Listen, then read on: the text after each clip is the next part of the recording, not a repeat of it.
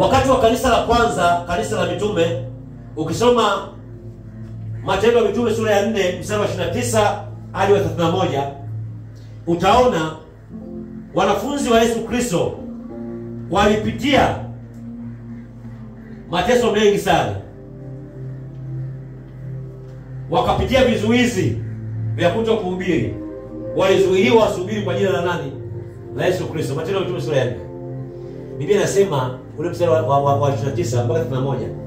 Wanasema wanafunzi na mitume wakakusanyika pamoja, wakampaza sauti yao kwa Mungu. Wakamwambia Bwana Yesu, tunaomba ujasiri wa kulihubiri neno lako. Na vile vile sio ujasiri tu wa kulihubiri neno lako. Tunaomba ishara, miujiza na uponyaji. Mkono wako ukatembee kwa watu wako tunapohubiri kwa jina lako. Biblia inasema wakaenda mtaani huku na huku, wakalihubiri injili ya Yesu Kristo. Ishara, maajabu na miujiza ikaenea, ikasambaa. Wengi wakaponywa, wakafunguliwa na wakapokea neema ya wokovu. Mungu aliwapa ujasiri. Muda mwingine unaposikia hali ya kuchoka kama mtumishi wa Mungu, mwambie Mungu, nahitaji ujasiri ndani yako.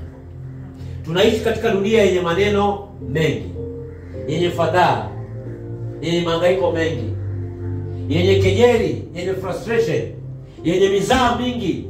Tunahitaji ujasiri wa Roho Mtakatifu ndani yetu ili tuweze kukamilisha mapenzi ya Mungu yaliyoko mbele yetu.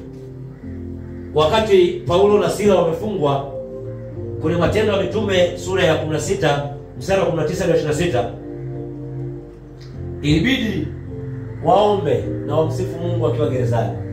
Mungu akaingilia kati.